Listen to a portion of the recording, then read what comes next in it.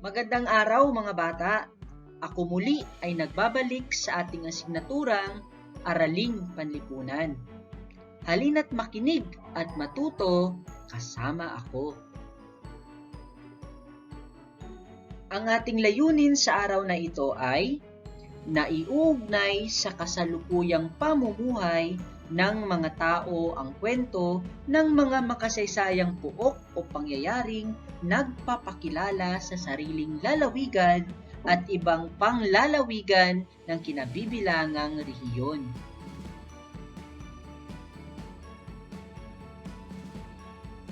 Bago tayo tumungo sa ating panibagong aralin, ating sagutan itong subukin na may panutong hanapin at guhitan sa word search puzzle ang mga makasaysayang puok na matatagpuan sa inyong lugar at rehiyon. Ang mga salitang ating hahanapin ay Liwasang Rizal, Corregidor, EDSA Shrine, Pugad Lawin, at Arkong Bato.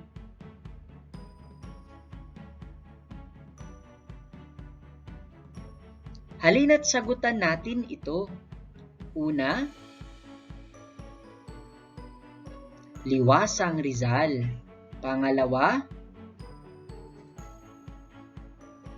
Corregidor. Pangatlo, EDSA Shrine. Pang-apat, Pugad Lawin. At panglima, tama, ang Arkong Bato.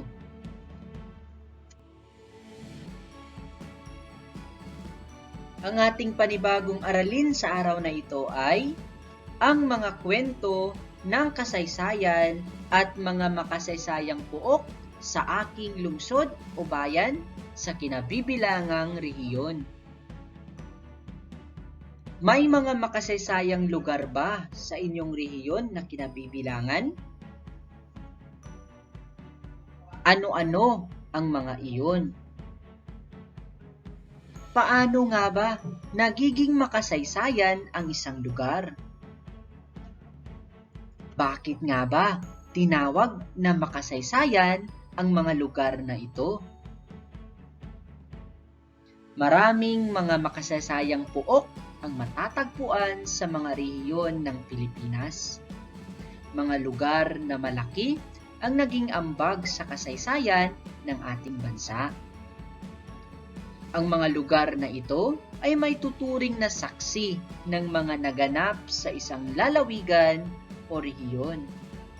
Ang mga ito ay nagsisilbing tanda ng mga pangyayaring naganap sa nakalipas na panahon. Ang mga makasaysayang puok ang nagpapaalala sa atin ng mga pangyayari sa nakalipas, kaya mahalaga na ito ay ating panatilihing maayos at malinis.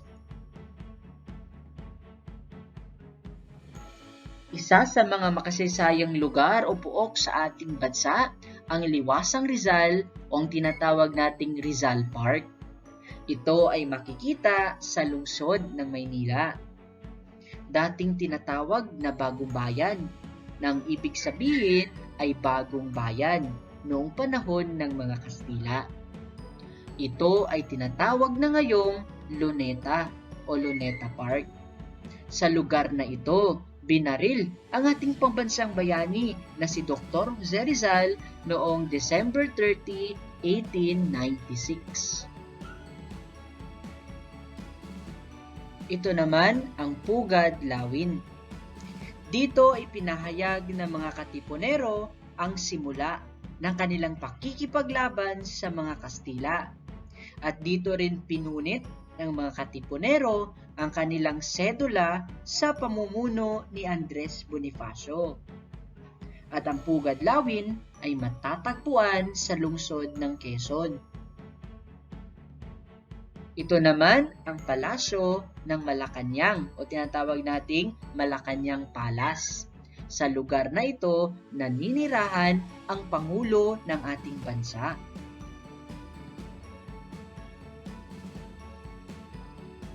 Pang-apat, ang Fort Santiago. Dito ikinulong ng mga Espanyol si Dr. Jose Rizal bago siya barilin sa Bagong Bayan. Habang siya ay nasa kulungan, isinulat niya ang Mi Ultimo Adios na ang ibig sabihin ay huling paalam.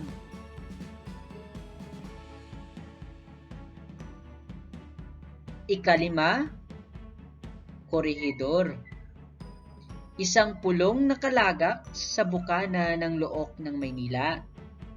Ito din ay naging tanggulan ng mga Pilipino nang sakupin ng mga Hapones ang ating bansa.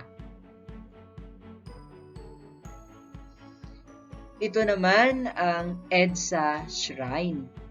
Ito ay isang simbahan na may imahe ng Birheng Maria sa tuktok bilang pag-alala sa People Power 1 at People Power 2. Sa lugar na ito naganap ang pag-aaklas ng mga Pilipino laban sa diktador at dating Pangulo ng Pilipinas na si Ferdinand Marcos. Ang ikapito, ang Mabini Shrine. Ang lugar na ito ay nasa ibaba ng tulay ng Maynila at naging tirahan din ng ating bayaning si Apolinario Mabini. Ito ay matatagpuan sa Santa Mesa, Manila. Ito, mga bata, ang larawan ng ating bayaning si Apolinario Mabini. Ikawalo, Asilo de Huerfanos. Ito ay isang dating ampunan o silungan ng mga batang ulila. Dito rin nalimbag ang diyaryong pangrevolusyon, ang La Independencia o ang La Libertad. Pangsyam, Kapitan Moy. Sa bahay na ito, nagsimula ang unang industriya ng sapatos sa Marikina na ngayon ay tinaguriang sentrong pangkultura ng Marikina. Ito ay dating bahay ni Don Laureano Guevara o kilala sa tawag na Kapitan Moy. Ito ang larawan ni Kapitan Moy o ni Don Laureano Guevara.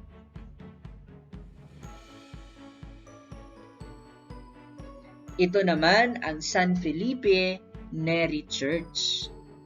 Ang San Felipe Neri Church ang pinakamatandang simbahan na matatagpuan sa lungsod ng Mandaluyong. Dito naganap ang sagupaan ng mga revolusyonaryong Pilipino at mga Kastila. Sunod, ang Arkong Bato. Ito ay tinayo noong 1910 noong panahon ng pananakop ng mga Amerikano. Ito ay nagsilbing hangganan ng lalawigan ng Bulacan at lalawigan ng Rizal. Ang Arkong Bato ay makikita sa lungsod ng Valenzuela. Ito naman ang bahay ni Dr. Pio Valenzuela. Ito ang tahanan ni Dr. Pio Valenzuela.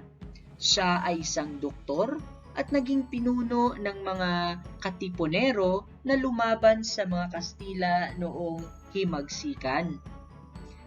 Sa kanya din nagmula ang pangalan ng lungsod ng Valenzuela.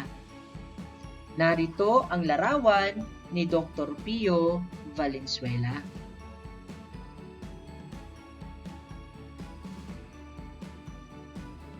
Para sa ating huling gawain, sagutan ang suriin na may panutong isulat sa patlang ang letra ng tamang sagot. Bilang isa, dito ikinulong ng mga Espanyol si Dr. Jose Rizal bago siya barilin sa Bagong Bayan. A. Corregidor. B. Fort Santiago. O letter C. Liwasang Rizal. Ito ay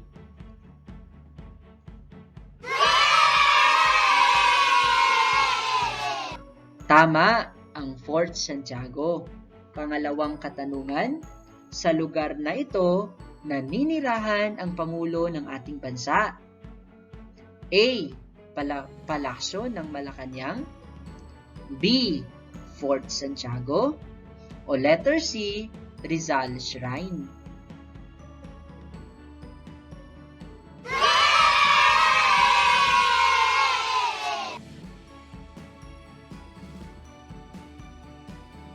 Pangatlong katanungan, dito ipinahayag ng mga Katipunero ang simula ng kanilang pakikipaglaban sa mga Kastila at dito rin pinunit ng mga Katipunero ang kanilang sedula sa pamumuno ni Andres Bonifacio.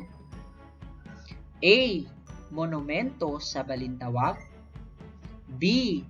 Liwasang Rizal, o letter C. Pugad Lawin.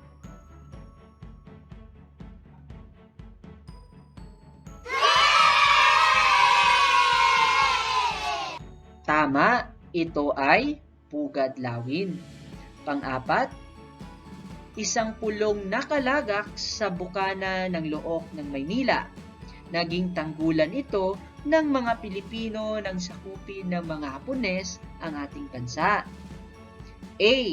Kartilya ng Katipunan, B. Arkong Bato, o letter C. Corregidor.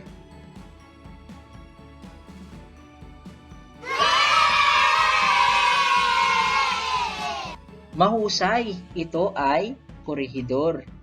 Panglimang katanungan, ito ay isang simbahan na may imahe ni Birheng Maria sa tuktok bilang pag-alala sa People Power 1 at 2. A. Mabini Shrine, B. Rizal Shrine, o letter C. EDSA Shrine.